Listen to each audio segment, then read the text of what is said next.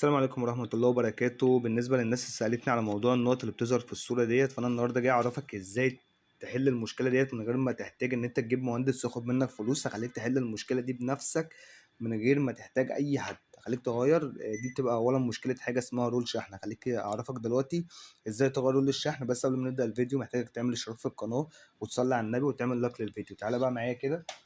ده جهاز 50 35، في منه 40 35 وأجهزة كتير. دلوقتي رول الشحن ده بيكون موجود هنا. انت اولا بتدوس على الزرار دوت، بتفتح الباب الامامي. بعد كده بتطلع المجموعه، بتمسك المجموعه من ان هو ترفعها لفوق وبتشدها كده لبره.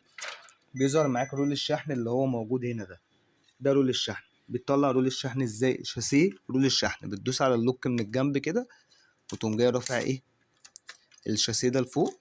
وهو ده يا جماعه بيبقى رول الشحن. تمام. ويعني هو ممكن